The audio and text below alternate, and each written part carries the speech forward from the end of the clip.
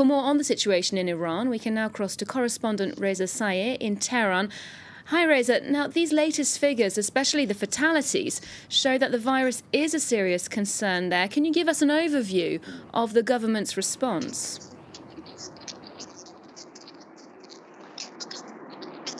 Well, the government is trying to reassure people, trying to give them as much information as possible in order for them to take care of themselves. But Iranians are worried. They're increasingly anxious, on edge.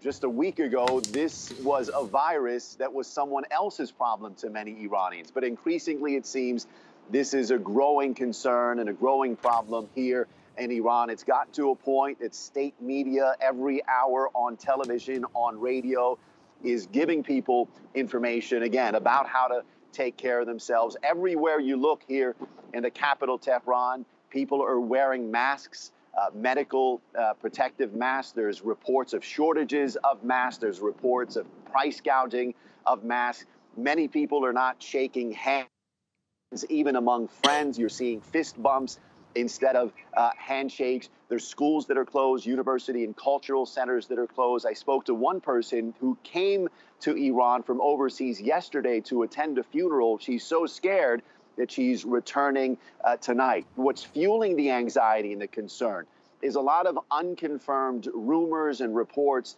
online, on social media, that the number of cases of coronavirus, the number of deaths are much higher than what's being reported by authorities here in Iran. It's important to stress that those are unconfirmed reports, but they're certainly fueling the anxiety. The health ministry is trying to ease people's concerns, reassure them. They've established headquarters throughout the country. They've started a campaign, a mobilization plan called We Will Beat Corona. But again, many people here in Iran on edge, and they simply don't know what the future holds and where everything's headed with this virus. And Reza, there were some concerns that fears about the virus impacted the voter turnout in Friday's parliamentary election.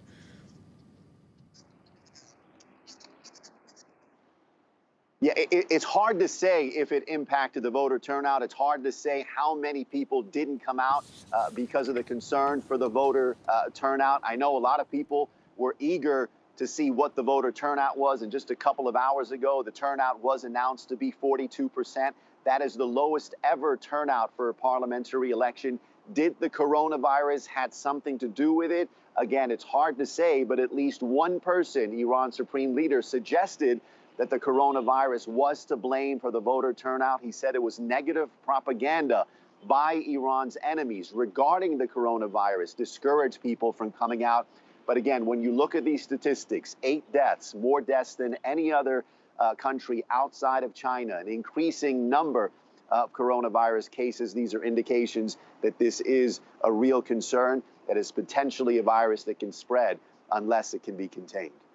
Thank you very much, Reza Sayeh, there reporting for us from Tehran. Now, staying with that story, in Italy,